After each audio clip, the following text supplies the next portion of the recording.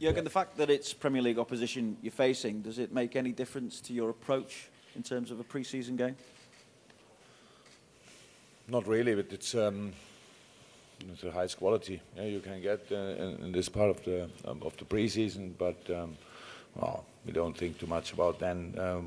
Especially with Crystal Palace, we play second match day. I think you would not choose this if you have influence on it, of course. But now it happened with the tournament, so it's not a big thing. Between this game and the next game, I think 3.5 weeks or something like this. So that's long enough. It's no problem, and no. That doesn't change anything. Only we need to be focused. We need to try to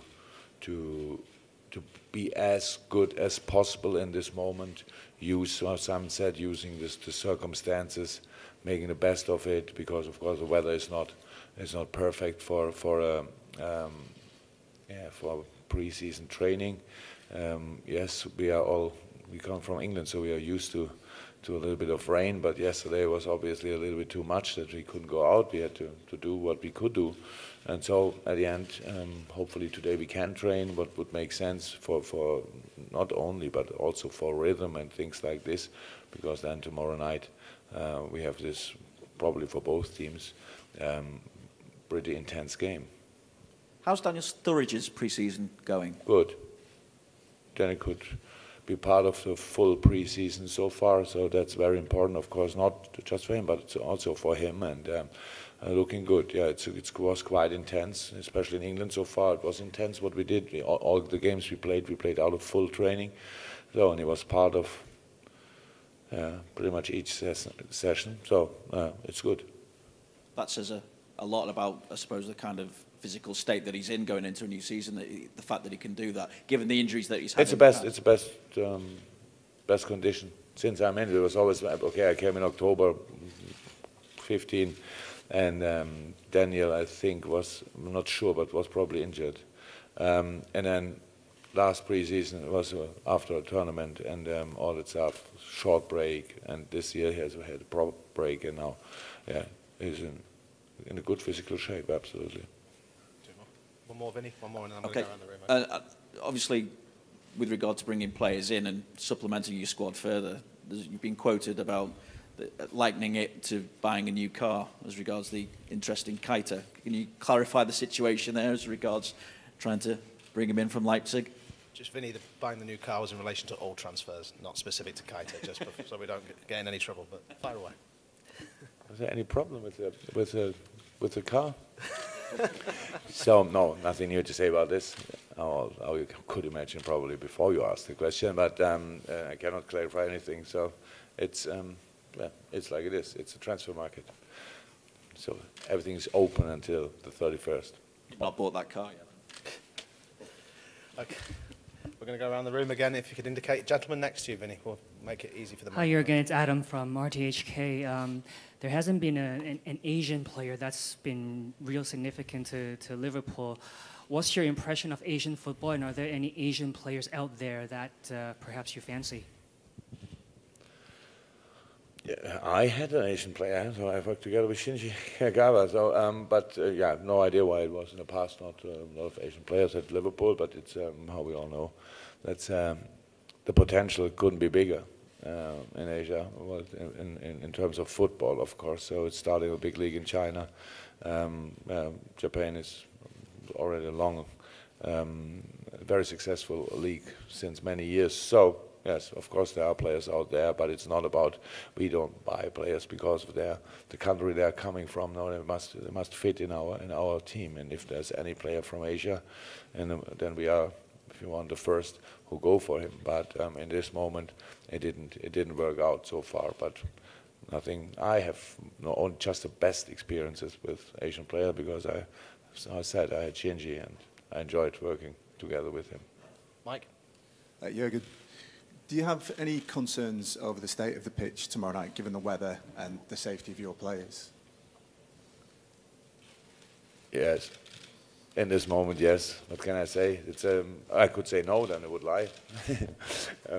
Not really concerns. because it's football, and I think the weather forecast I think is quite positive. Should be better tomorrow. The pitch, we were there yesterday. Obviously, the drainage works really well. So when it stops raining, then I think a few hours later it will be okay.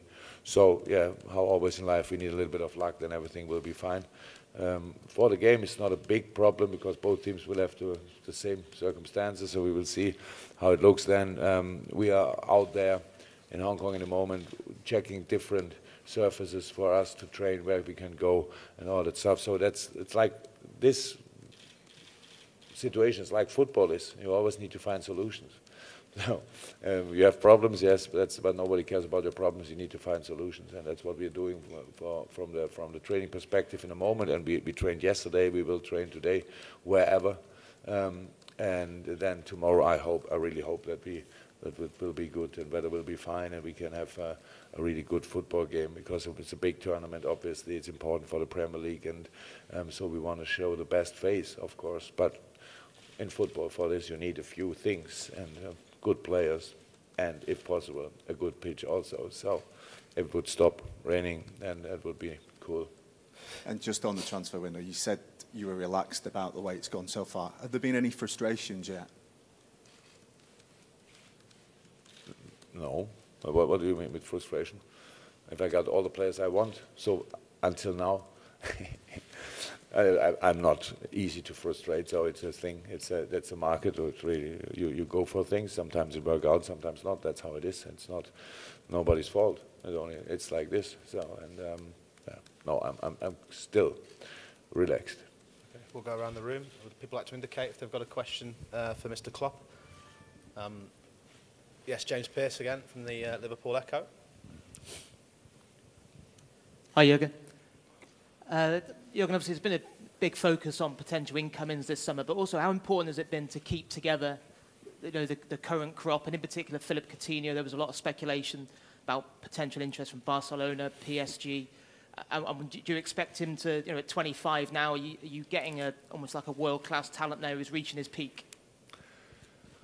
Yeah, but not only from Philippe, for example. No, it's but it's a good thing to talk about because in a transfer window, if we think about, or you or the world out there think about improving a squad, it's all about bringing in new players. Nobody thinks about that the players could make the next step, and it would be a nice idea also. So and that's what we of course. Yes, we use the transfer window, of course, because there we have the opportunity, but it's also the main thing, I think, about how can we make the next step with the players we had last year. So, and the good news is actually that we didn't lose a player and will not lose a player we want to keep in this season. That's very, very good, and the best news, actually. So, and then we can see who we can bring in this squad. But I expect a lot of progress from the players, based on the experience from the last years. Last year was good as a group. The last years were good for the individual players because that were the years when they qualified for Liverpool or whatever. So yes, I'm looking forward to this. But that's what we actually need to do. So we know where our problems were, if you want. We conceded these kind of goals which we didn't like to concede. It was a little bit about concentration, a little bit about focus. It's always discussed like it is quality. It was never quality. It's kind of the two things I said. Losing a little bit, doesn't help this nice idea to come through. And that's why I thought, let's look and see how good we will be. But it's, I'm really positive about the next season. But in the moment we have to work and not to dream. If somebody wants to dream, no problem. I don't want to stop this. But it's a long way to go. And especially when Leicester became champion, if you ask them this question before the season, I'm not sure if Claudio Ranieri would have said, yes, I think we will be champion next year. But they were, and so that's nice.